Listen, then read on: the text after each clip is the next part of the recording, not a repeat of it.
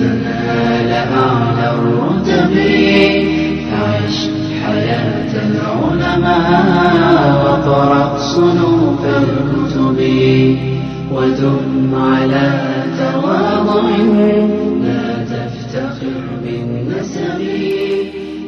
Bismillahirrahmanirrahim. Wa an Abi Hurairah radhiyallahu ta'ala anhu anna Rasulullah sallallahu alaihi wasallam qala idza shalla ahadukum lin-nasi falyukhaffif fa inna fihim ad-dha'if was-saqim wal-kabir wa idza shalla ahadukum li nafsihi falyutawwil ma syaa muttafaqun alaih.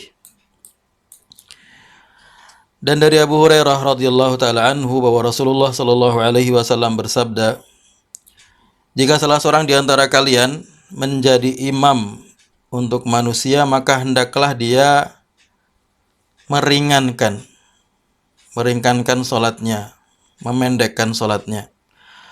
Karena di antara mereka itu ada orang yang lemah, ada juga orang yang sakit, dan ada orang yang renta. Dan apabila kalian salat sendiri, maka hendaklah dia memanjangkan sesuai dengan yang dia kehendaki. Hadis muttafaqun alaih. Wa fi riwayatin wa dzal hajah, dan dalam salah satu redaksi yang lain ada tambahan wa dzal hajah, dan orang-orang yang mempunyai keperluan. Jadi hadis ini menyambung dari penjelasan kemarin mengenai kewajiban kita untuk berbelas kasih, menunjukkan kasih sayang, merahmati orang-orang yang ada di sekitar kita, bahkan juga kepada semua makhluk. Nah, dalam konteks berbelas kasih atau berkasih sayang kepada umat Islam, kepada kaum muslimin, maka di sini Rasulullah Shallallahu Alaihi Wasallam memberikan salah satu contohnya, ilustrasinya orang yang berbelas kasih kepada orang beriman, yaitu kalau dia menjadi seorang imam, hendaklah dia memendekkan sholatnya, meringankan sholatnya. Meringankan artinya tidak terlalu panjang, tidak terlalu lama. Kemudian Rasulullah menjelaskan kenapa demikian, karena ketika kita sholat bersama itu, bersolat berjamaah, dalam jamaah itu banyak orang-orang yang mempunyai kekurangan-kekurangan, kelemahan-kelemahan. Fihi mudda'if, ada orang yang lemah.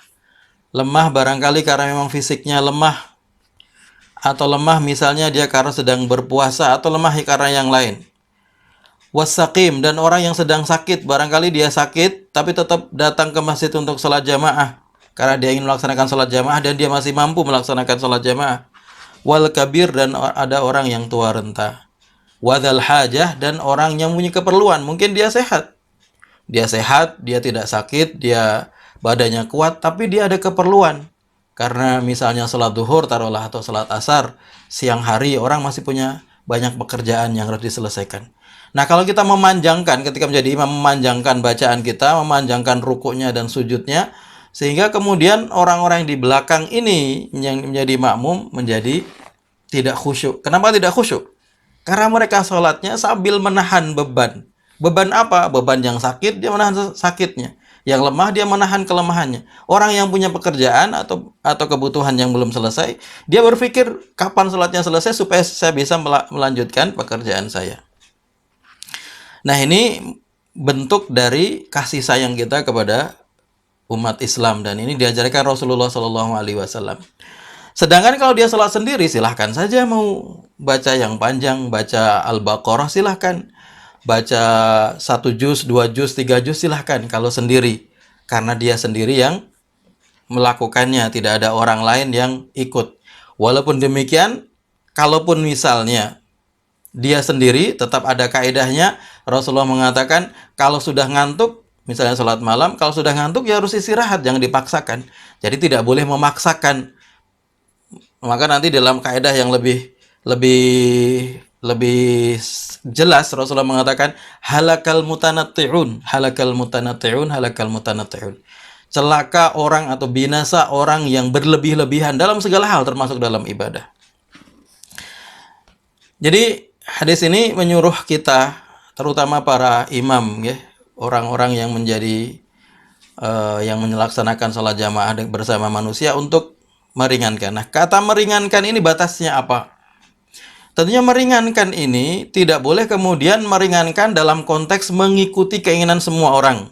Nah, semua orang dipenuhi keinginannya, ya barangkali ada yang pengennya sholatnya seperti gerak cepat saja begitu ya, seperti ayam yang makan makanannya berdiri duduk tidak ada jedanya, seperti kita lihat beberapa tahun yang lalu kita lihat di sebuah masjid yang melaksanakan sholat taraweh dengan sangat cepat sekali. Tentunya seperti yang ini tidak diperkenankan. Kenapa? Karena itu pertama, dia tidak memenuhi rukun salat.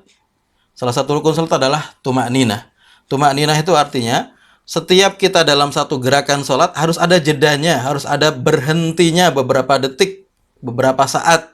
Ketika ruku harus ada berhentinya ketika dalam posisi ruku itu, baru kemudian pindah ke i'tidal. I'tidal itu harus berhenti dulu beberapa saat, baru kemudian sujud. Itu namanya tumakninah. Kalau kita tidak melakukannya, berarti salat kita tidak sah. Apalagi juga ada beberapa bacaan, dan beberapa bacaan itu adalah rukun. Misalnya seperti Al-Fatihah, itu rukun, harus dibaca. Kan nggak mungkin kita berdiri kemudian langsung rukuk lagi, langsung berdiri lagi. Harus membaca dan dengan bacaan yang tartil, yang tidak merubah maknanya. Jadi yang dimaksud dengan meringankan ini adalah meringankan sesuai dengan sunnah Rasulullah SAW, bukan sesuai kehendak manusia. Sunnah Rasul bagaimana? Misalnya, walaupun Rasulullah ini dikatakan oleh Anas bin Malik, itu adalah pembantu Rasulullah, dia pernah mengatakan, "Ma shalaitu wara'a imamin qat akhafu salatan wala atamma salatan minan nabi." Saya tidak pernah salat di belakang imam yang lebih ringan dan lebih singkat daripada Rasulullah SAW, dan lebih sempurna daripada Rasulullah SAW. Jadi Rasulullah itu salatnya tidak panjang tetapi sempurna dengan semua syarat dan rukunnya, dengan sunnah-sunnahnya. Misalnya dikatakan Rasulullah dalam salat maghrib kadang membaca at-tur, kadang membaca al-mursalat. Misalnya dalam salat subuh, misalnya ketika hari Jumat, Rasulullah mengajarkan rakaat pertama membaca as-sajdah, rakaat kedua membaca hal ata 'alal insani hin min ad-dahri, surat al-insan. Dan seperti itu. Dalam salat Jumat misalnya, rakaat pertama Rasulullah membaca, beberapa kesempatan Rasulullah membaca sabbihis, rakaat kedua membaca hal ataka haditsul ghasyiyah. Nah, ini beberapa contoh Rasulullah ajarkan. Walaupun demikian juga Rasulullah pernah juga salat maghrib baca idza zulzilatil ardu zilzalaha, surat al-zalzalah. Kemudian juga dalam sebuah hadis yang lain, ketika ada sebuah cerita ini, Mu'adz bin Jabal ini seorang sahabat yang masih muda. Ketika Rasulullah meninggal pun umurnya masih sangat muda, karena beliau meninggal pada zaman Umar bin Khattab, umurnya baru 30-an tahun. Tapi beliau ini seorang yang pandai dan hafal Al-Quran. Maka suatu saat beliau ini sholat bersama Rasulullah, kalau tidak salah sholat Isya ya, kalau tidak salah, bersama Rasulullah di Masjid Nabi. Kemudian beliau pulang ke kampungnya, ke kabilahnya, ternyata mereka belum sholat. Dan karena mereka tidak ada imam ya, tidak ada orang yang bisa menjadi imam, maka kemudian beliau menjadi imam. Salat yang kedua, dan ini diperbolehkan ya, salat yang kedua kalau ada kebutuhan, sifatnya sebagai salat sunnah tambahan. Sebagaimana kalau kita misalnya, kita sudah salat misalnya di suatu masjid, kemudian kita datang di sebuah masjid, ternyata mereka baru salat yang sama, dalam waktu yang sama, misalnya subuh, kita sudah salat subuh di sebuah masjid, kemudian kita datang ke masjid itu, karena jaraknya dekat, mereka masih salat, maka kita diperintahkan untuk salat sebagai tambahan, sebagian salat sunnah. Maka Mu'adz menjadi imam bagi mereka. Ketika menjadi imam, Mu'adz ini karena masih muda, membaca surat Al-Baqarah. Al-Baqarah kita bisa bayangkan, 3 juz. Kemudian karena baca Al-Baqarah, ada seseorang yang dia keluar dari jamaah, kemudian sholat sendiri dan sholat yang agak cepat. Kemudian Mu'adz mengatakan itu orang munafik, itu berarti. Begitu. Nah, orang ini tidak terima dikatakan munafik. Kemudian mengadu kepada Rasulullah SAW. Diceritakanlah semuanya. Dia mengatakan, ya Rasulullah, inna qaumun na'malu bi aidina wa nashi binawadihana wa inna Mu'adzan shalla binal barihah faqara al-Baqarah. Ya Rasulullah, kami ini orang yang punya pekerjaan, sibuk. Orang-orang Ansar kebanyakan mempunyai kebun. Jadi mereka barangkali siang malam juga, kalau misalnya aliran airnya adanya malam hari, mereka harus datang ke kebunnya untuk menyirami tanamannya. Karena kan air itu kan dibagi ya. Karena airnya terbatas, maka aliran itu dibagi. Mungkin kalau nih jadi jam sekian sampai jam sekian di kebun yang ini, nanti ditutup jam sekian sampai jam sekian kebun yang ini. Barangkali di bagiannya malam. Dia mengatakan, kami ini banyak kerjaan, kami harus menyirami tanaman kami. Dan Mu'adz itu tadi malam, kata orang ini, dia sholat membaca surat Al-Baqarah. Kemudian saya keluar dari jamaah, saya sholat sendiri dan sholat yang ringan. Kemudian saya dituduh munafik. Faqala Nabi SAW. Kita lihat Rasulullah marahnya bukan kepada orang yang keluar dari jamaah. Rasulullah marahnya kepada Mu'adz, mengatakan, ya Mu'adz, afattanun anta. Ya Mu'adz, afattanun anta. Ya Mu'adz, afattanun anta. Wahai Mu'adz, kamu itu tukang fitnah ya. Kamu itu tukang fitnah. Kenapa kamu sholat bersama orang banyak, membaca surat Al-Baqarah? Yang mereka tidak mampu lah. Mereka juga, kalaupun mampu, mereka ada pekerjaan. Jangan seperti itu.